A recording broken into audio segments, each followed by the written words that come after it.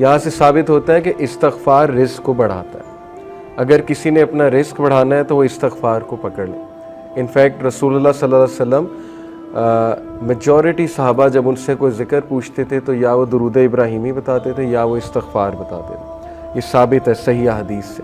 तो इस्तग़फ़ार के बारे में एक हदीस ये भी आती है कि रसूलुल्लाह सल्लल्लाहु अलैहि वसल्लम ने फरमाया कि जो शख्स इस्तग़फ़ार को कॉन्स्टेंटली अपना लेता है, बहुत ज़्यादा कॉन्स्टेंट इस्तग़फ़ार करता है, Allah will make a way out of him from every difficulty. अल्लाह ताला उस शख्स के लिए हर मुश्किल से कोई रास्ता निकाल देता है। तो मैंने खुद भी पर्सनली अपनी लाइफ में देखा, आई एम श्योर कि आप लोगों ने भी देखा होगा कि जो बंदा बहुत ज़्यादा इस्तग़फ़ार करता है उसके मामलात आसान होते हैं, और जो बंदा जितने गुनाहों में पड़ा होता है और इस्तग़फ़ार जो है नहीं करता है तो फिर ज़ाहिर है कि उसके मामलात फिर बहुत तंग हो जाते हैं, उसकी लाइफ बहुत तंग हो जाती है। इसी तरह सबसे जो बेहतरीन, ये वन ऑफ द फेवरेट आयत है सहाबा की। मेजॉरिटी सहाबा जब उनसे पूछा जाता था कि आपकी फेवरेट आया कौन सी है, सहाबा की आपस की कन्वर्सेशंस ये होती थी, बैठकर एक दूसरे से डिस्कस करते थे कि आपकी फेवरेट आया कौन सी है, आपकी फेवरेट आया कौन सी है। तो चैप्टर 39 वर्स नंबर 53 सूरह ज़ुमर वर्स 53, कुल या इबादी अल्लज़ीना असरफ़ू अला अनफुसिहिम ला तक़नतू मिन रहमतिल्लाह। ए नबी कह दीजिए मेरे बंदों से, यहाँ पर या इबादी तमाम इंसानों से बात हो रही है, अल्लज़ीना असरफ़ू अला अनफुसिहिम जो कि ज़्यादती कर चुके हैं अपने नफ्स में, who have cross the limits. असरफ़ू यानी कि इसराफ कर दिया हुआ है, ज़्यादती कर दी हुई है उन्होंने अपने नफ्स पर। क्या कहो उन्हें, ला तक़नतू मिन रहमतिल्लाह के अल्लाह की रहमत से मायूस नहीं हो।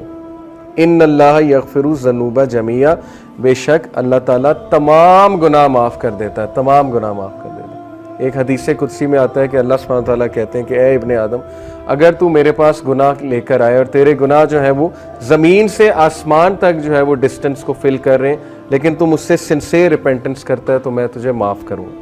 अभी बहुत खूबसूरत हदीस आपके सामने आएंगी अल्लाह सुब्हानहू व तआला की मर्सी के हवाले से।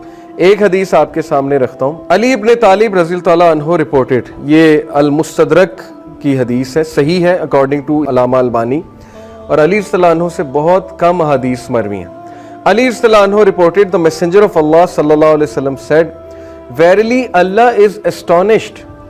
अल्लाह की एस्टोनिशमेंट ये अल्लाह का एट्रीब्यूट है, और अल्लाह कैसे एस्टोनिश होता है ये एक ज़ाहिर है कि मुतशाबिहात में से अल्लाह नोज बेस्ट, लेकिन Allah is astonished at a servant.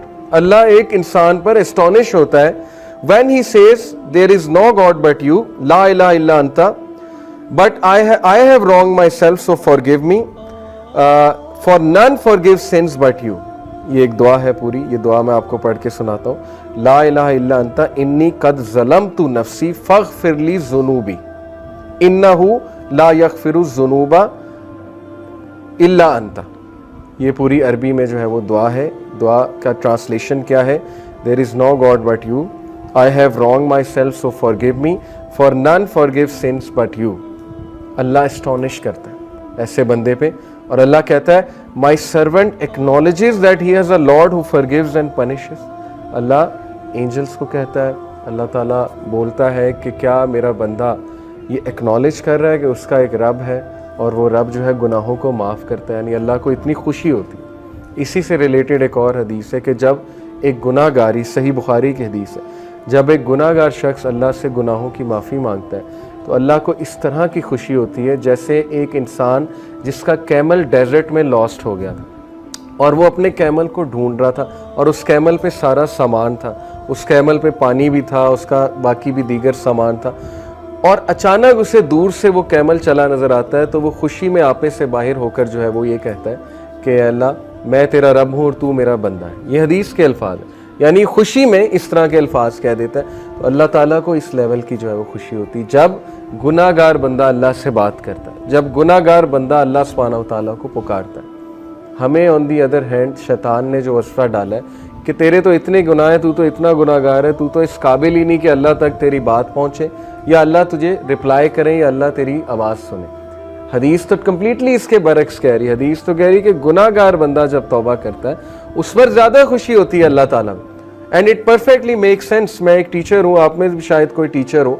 जब अच्छे स्टूडेंट जो है वो ए लेते रहे, ए स्टार लेते रहे, मुझे कोई इतनी खुशी नहीं होती, मैं कोई सरप्राइज नहीं होता हूँ। लेकिन जब बैक बेंचर और एक ऐसा स्टूडेंट जिसका रिकॉर्ड ही कोई नहीं है, वो अगर अच्छे नंबर ले ले तो मैं एस्टॉनिश भी होता हूँ, और जाहिर है कि मुझे दुगनी खुशी होती है, शायद इससे भी ज़्यादा खुशी होती है। तो it perfectly make sense. Okay, तो ये एस्टॉनिशमेंट के बारे में, अल्लाह की एस्टॉनिशमेंट, ये अल्लाह का एट्रीब्यूट है कि रब एस्टॉनिश होता है। और इसीलिए अल्लाह ने अपने अर्श पर लिखवाया ना कि वेरिली माई कंपैशन ओवरकम्स माई रायत, बेशक मेरी जो नरमी है या मेरा जो कंपैशन है, मेरी जो मोहब्बत है, मेरी जो मर्सी है, वो मेरे गुस्से पर हावी है, वो मेरे गज़ब पर हावी है। और ऐसा ही है, हम अपनी ज़िंदगी के मामलात देख लें, अगर अल्लाह हमें हमारे गुनाहों पे फ़ौरन पकड़ शुरू कर दे तो शायद हम में से कोई भी ज़िंदा ना बचे, तो शायद हम में से कोई भी जो है वो इस ज़मीन पर चल ना सके। लेकिन कितने चांसेस देता है, कितने चांसेस देता है अल्लाह। आप यहाँ से अंदाज़ा लगा लें कि खालिद बिन वलीद को चांस दिया अल्लाह ने। एक टाइम पे वो दुश्मन है रसूलुल्लाह सल्लल्लाहु अलैहि वसल्लम, अगले ही टाइम पे वो एक ऐसे कमांडर बने कि उनके सैफ अल्लाह का लक़ब उनको दिया गया। हालांकि ज़ाहिर है एट वन मोमेंट गुनाह कर रहे हैं, नबी के खिलाफ तलवार निकाल रहे हैं, इससे बड़ा गुनाह और क्या है। बहुत बड़े बड़े गुनाह लोगों से हो जाते हैं, लेकिन अल्लाह का दरवाज़ा हमेशा खुला है। अल्लाह का दरवाज़ा कभी बंद नहीं होता, इंसान खुद दरवाज़ा बंद करता है, अल्लाह कभी दरवाज़ा बंद नहीं करता। ओके, सो इसके बाद मैं तौबा की कंडीशंस के बारे में आप सबसे बात करना चाहूँगा। बहुत ज़रूरी है कि चूँकि तौबा एक बेहतरीन अमल है, बहुत बड़ा अमल है, ये हमारे बाप का अमल है, हज़रत आदम अलैहिस्सलाम का अमल है। तो इट इज़ इम्पॉर्टेंट कि हम जानें कि सिंसियर रिपेंटेंस होती क्या है।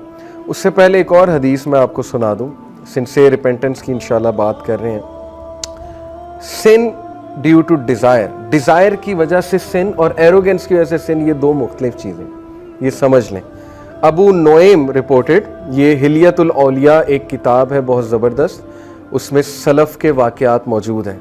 Abu Nuaym reported Sufyan ibn Uyaynah रहिमहुल्लाह said, whoever commits a sin due to desire, जो भी गुनाह करता है ख्वाहिश की वजह से, verily whoever commits a sin due to desire, we should hope for his repentance, हमें उम्मीद होनी चाहिए कि उसका गुनाह माफ़ हो जाएगा। क्यों?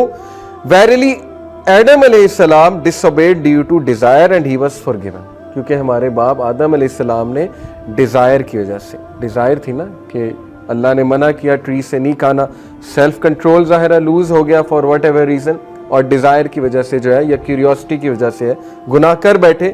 तो उन्होंने कहा कि इन्होंने सुफियान इब्ने उयैना ने कि अगर कोई शख्स डिज़ायर की वजह से गुनाह करता है तो उसकी माफ़ी है। But if a sin is committed due to pride and arrogance then fear that the perpetrator may be curse, लेकिन अगर कोई शख्स मुतकब्बिर होकर, और जैसे फिरऔन था, अना रब्बुकुमुल आला, तकब्बुर, एक तो गुनाह कर रहा है, बच्चों को मार रहा है, आगे से ऐलान कर रहा है कि मैं रब हूं, मैं जिंदगी देता हूं, मैं मौत देता हूं, तो ये वाला जो सिन है इसके बारे में है कि that person will be cursed. Verily Iblis disobeyed due to pride and he was cursed. उन्होंने कहा कितना खूबसूरत कंपैरिजन है कि आदम अलैहिस्सलाम ने भी गुनाह किया, लेकिन वो गुनाह डिजायर की वजह से था, फिसल गए, लेकिन इब्लीस का जो गुनाह था वो तकब्बुर की वजह से था, वो प्राइड की वजह से था, तो वो कर्स्ड हो गया, इसीलिए हम उसे रजीम कहते हैं।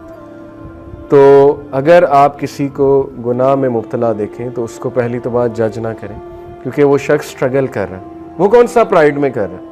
बहुत से ऐसे गुनाह है, मुसलमान तो प्राइड में नहीं कर सकता, मैंने तो आज तक ऐसा मुसलमान नहीं देखा जो गुनाह करके जो है तकब्बुर करे कि मैं तो बिल्कुल ठीक हूँ।